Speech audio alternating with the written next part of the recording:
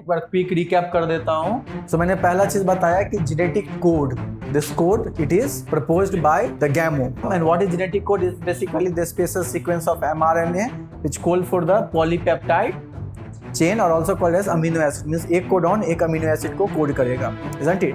Then मैंने बताया कि गैमो ने फर्स्ट टाइम ये चीज प्रपोज किया था कि one codons are triplet in nature. So he did the series of experiment, जिसमें इसने पहले माना कि एक codon is equal to the एक नाइट्रोजनस बेस। तो एक नाइट्रोजनस बेस की इक्वल अगर एक कोडॉन है तो possible number of codon is 4, so that will code for the 4 amino acid only, but still the 16 amino acid remain uncoded. तो इसने लास्ट में क्या किया था, तो एक कोडॉन्स को एक codon equals to the 3 nitrogenous base इसने मान लिया था। 4 into 4 into 4 is 64, and out of the 64, 61 is amino acid coding codon and 3 is stop codon. The stop codon you can remember by the mnemonics: you go away, you are away, and you are gone. Then I explained you that this hypothetical proposal is confirmed by the 3 set of scientists named Khorana, Nirenberg and Okwa.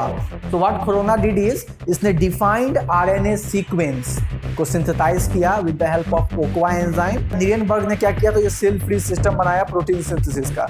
So with the help of all these things उसने क्या किया, Okwa ने क्या किया, ये इसने देखा कि ये जो polyuridylic acid है it will code for 3-phenylalanine amino acid.